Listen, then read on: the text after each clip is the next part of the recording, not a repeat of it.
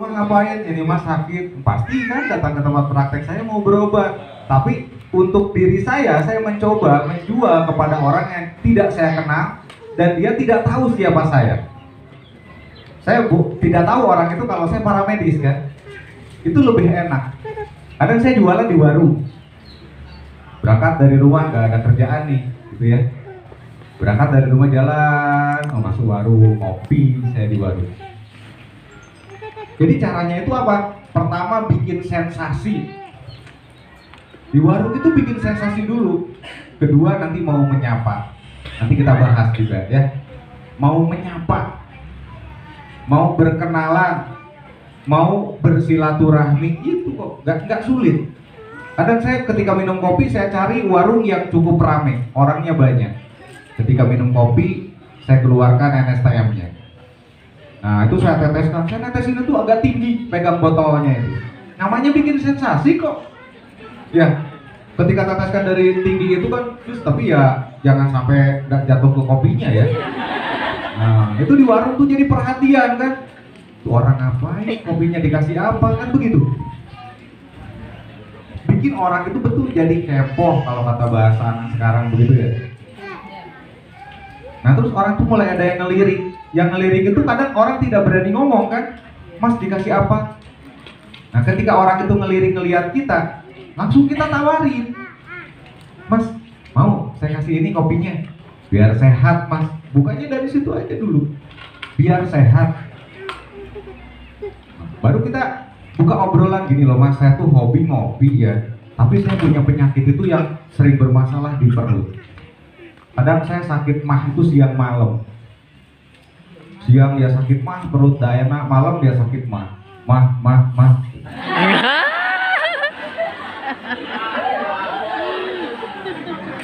Iya kan malam-malam kan jadi apa ya? Mah.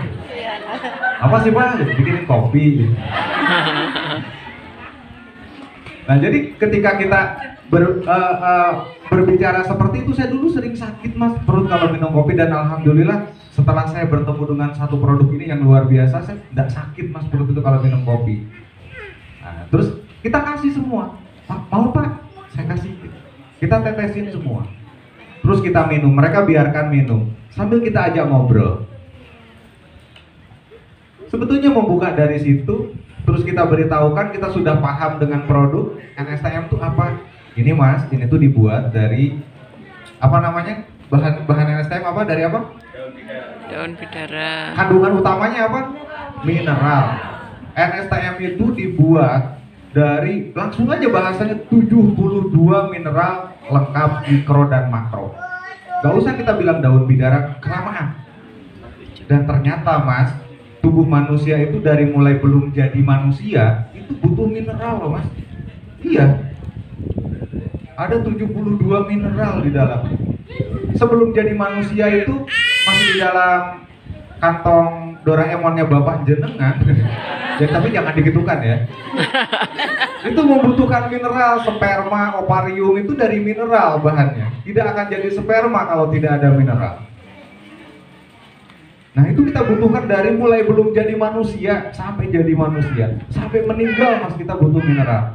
Contoh salah satu mas, ketika seseorang kekurangan mineral magnesium, kayak saya ini sering bermasalah di perut, sendi-sendi sering nyeri, mungkin mas ada keluhan juga. Mulai kita buka obrolannya, kita tanya jawab, dan alhamdulillah saya di warung tuh sering ada 3, ada 4 laku. Kan lumayan ya, laku 400 ribu. Jadi iseng-iseng berhadiah. Kemana-mana berarti harus bawa produk. Mau hari raya, saya pasti di tas saya bawa produk. Pada acara hari raya, sambil jualan hari raya, uang orang banyak-banyak kalau hari raya malah ya. Oh, pas lagi makan nih, ada gulai kan, nah pas makan di rumah saudara itu tak tetesin gulainya kan. Kasih apa? Biar tidak kolesterol sama darah tinggi. Iya. Kok bisa? Betul nggak bikin kolesterol? Coba kalau nggak percaya. Karena setelah hari raya, jujur aja setelah hari raya tuh saya panen. yang stroke banyak. Iya, dokter itu kalau udah hari raya panen. Iya, yang tensi tinggi, yang jantungnya, yang ginjalnya. Karena ketika puasa kan mereka nyantai ya, makanan dijaga biar puasanya nggak bolong dan sakit. Setelah beres puasa hari raya balas dendam, segala dimakan, ya terkapar kan akhirnya. Rumah sakit masih tutup, tempat praktek saya buka. Datang terus sampai jam 11 malam dan tidur. Nah, jadi kita harus bisa melihat momennya. Jadi meyakinkan orang itu diawali dari apa yang kita lakukan, gerakan tubuh kita. Makanya teman-teman tuh kalau mau prospek ya, pakai baju yang rapi. Betul, sisir rambut yang rapi, sampai rapi gitu. Kalau kena angin pun diem itu rambut. Iya, harum gitu. Iya, sepatu mengkilap. Nah, justru itu kita membangun trust itu dari situ, dari performan dulu. Jangan kita tidak pakai parfum bau ketiak, pas calon konsumen kita tuh tidak suka dengan bau-bauan seperti itu. Ketika kita datang tuh dia hatinya sudah nolak, hidungnya yang nolak duluan. Waduh, ini kelamaan orang di sini bisa muntah saya kan. Nah, itu hal sepele tapi masalah besar.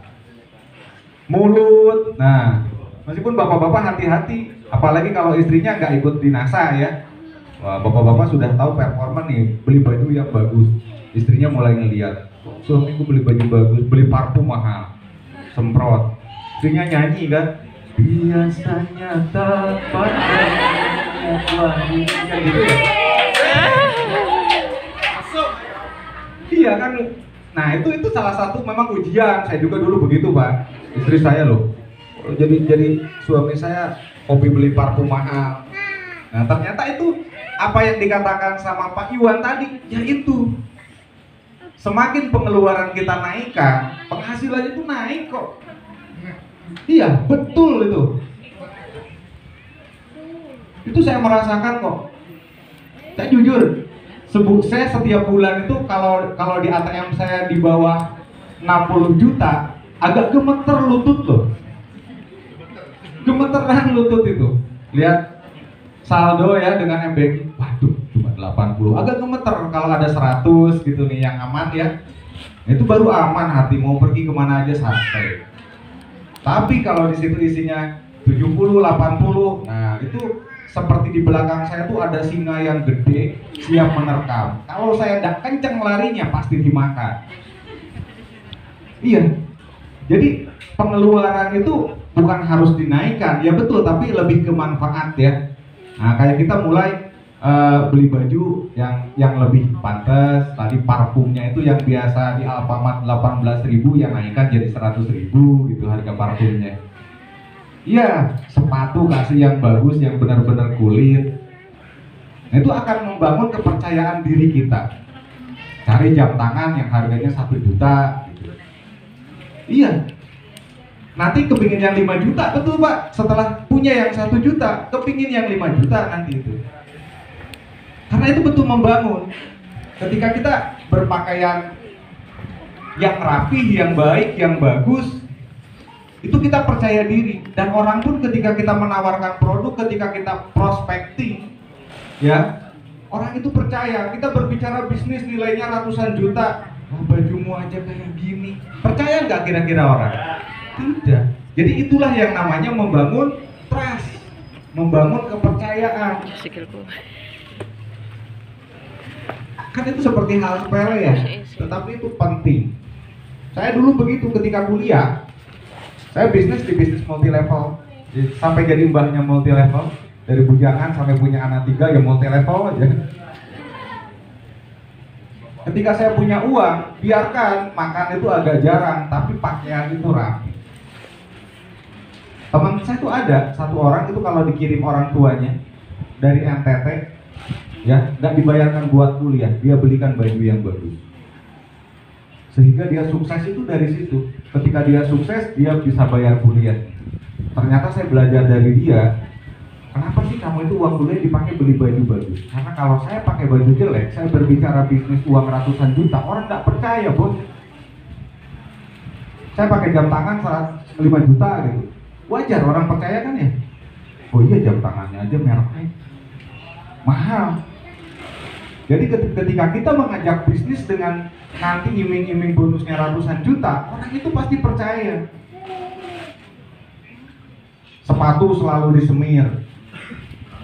Saya mohon maaf ya, tidak mengatakan banyak teman-teman di NASA itu tidak peduli dengan sepatu, tapi saya sering melihat sepatu itu sampai warnanya itu membingungkan. Iya, saya sering ketemu dengan teman-teman distributor NASA, karena saya ingin mau ngomong enak ya. Agak longgar dikit, jadi kalau jalan itu plok bunyi ya sepatunya. Nah, coba itu dirubah gitu.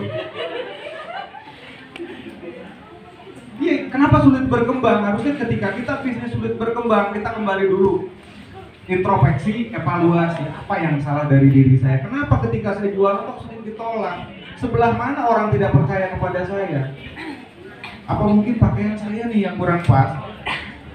Apa dandanan saya nih yang kurang menarik? Kan begitu ya? Coba mulai dievaluasi teman-teman ya. Jadi membangun building trust itu yang pertama adalah dari masalah berpakaian, dari penampilan, dari performance. Setelah itu baru kita belajar bagaimana ya meyakinkan orang agar orang percaya dengan ucapan.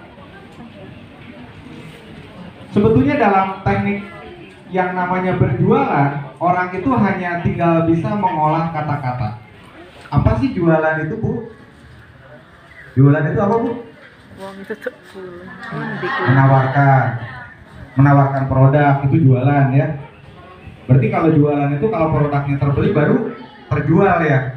Berarti kalau belum ada yang closing berarti belum jualan ya. Kemana jualan tapi belum laku ya belum jualan. Orang jualan itu harus terjual, begitu ya? Nah, bagaimana, setuju nggak? Kalau yang namanya jualan, selling, kita ganti sekarang dengan teori pemikiran hypnoselling.